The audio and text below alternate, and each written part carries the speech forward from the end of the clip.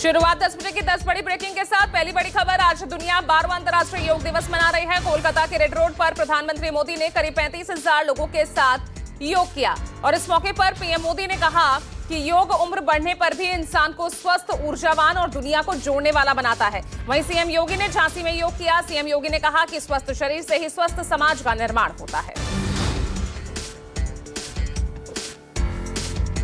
दूसरी ब्रेकिंग, योग दिवस पर द्रास में हिमालय के बर्फीले शिखर से बंगाल की खाड़ी तक दिखा योगाभ्यास। बंगाल की खाड़ी में सबमरीन के अंदर सेना के जवानों ने योग किया।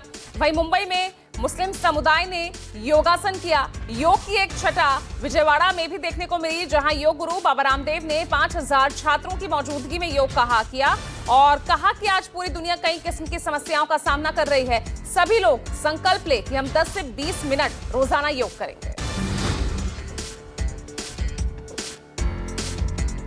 तीसरी ब्रेकिंग, देश भर में आज नीट री एग्जाम होगा। परीक्षा दोपहर 2 बजे से शाम 5:15 तक चलेगी। करीब 22,79,000 अभ्यर्थी परीक्षा में हिस्सा लेंगे। इसके लिए 5,440 परीक्षा केंद्र बनाए गए हैं। सभी केंद्रों पर सुरक्षा के कड़े इंतजाम किए गए हैं। परीक्षा को लेकर प्रशासन पूरी तरह सतर्क है और अभ्यर्थियों को समय से पहले केंद्र पहुंचने की सलाह दी गई है।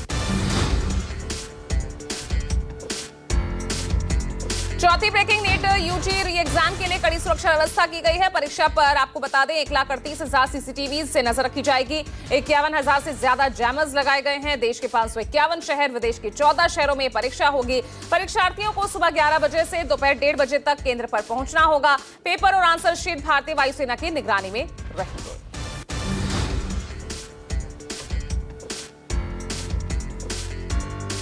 पांचवी ब्रेकिंग, अयोध्या राम मंदिर चढ़ावा गबन मामले में एसआईटी की रिपोर्ट तैयार हो गई है। 6 दिन की जांच के बाद एसआईटी टीम लखनऊ लौट आई है। सोमवार को मुख्यमंत्री योगी आदित्यनाथ को रिपोर्ट सौंपी जा सकती है। जांच में बहुमूल्य वस्तुओं के रिकॉर्ड में गड़बड़ी मिलने की बात भी सामने आई है। मामले में एसआईटी ने अब तक 150 से ज्यादा लोगों से पूछताछ की है, जिसमें मंदिर के ट्रस्टी और संदिग्ध कर्मचारी शामिल हैं और इन लोगों के देश से बाहर जाने तक पूरी तरह से रोक लगा दी गई है।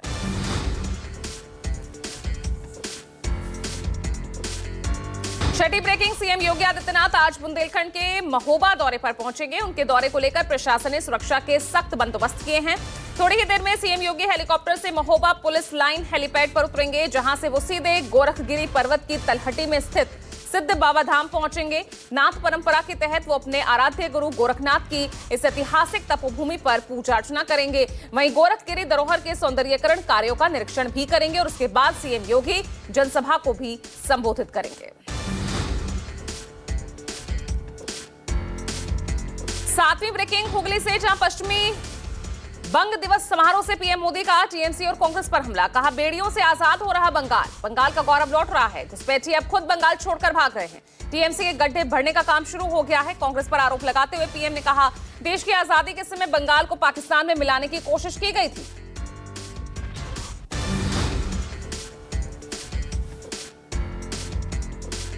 आठवीं ब्रेकिंग, प्रधानमंत्री नरेंद्र मोदी आज कोलकाता में 3 अत्याधुनिक नौसैनिक जहाजों को भारतीय नौसेना में शामिल कर राष्ट्र को समर्पित करेंगे। आज से भारतीय नौसेना के बेड़े में आईएनएस दूनागिरी, आईएनएस अग्रय और आईएनएस संशोधक जहाज शामिल किए जाएंगे।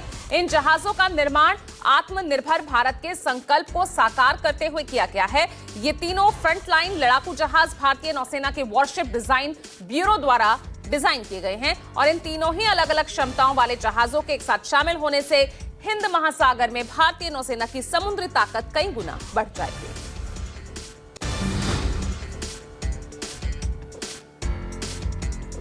नौवीं ब्रेकिंग, हॉर्मुज स्ट्रेट पर बनी अनिश्चितता के बीच भारत के लिए राहत की खबर। केंद्रीय पत्तन, पोत परिवहन और जलमार्ग मंत्री सर्बानंद सोनोवाल की पुष्टि के मुताबिक भारतीय ध्वज वाले 3 बड़े crude oil super tanker Hormuz को सफलतापूर्वक पार कर चुके हैं। देश के 3 टैंकर देश वैभव, देश विभोर और सनमार हेराल्ड अपने साथ कुल 8.6 लाख मीट्रिक टन कच्चा तेल लेकर आ रहे हैं। इन तीनों ही जहाजों पर 95 भारतीय नाविक मौजूद हैं, जो कि पूरी तरह सुरक्षित हैं। जानकारी के मुताबिक ये टैंकर 24 जून से 1 जुलाई के बीच भारतीय बंदरगाहों पर पहुंचेंगे।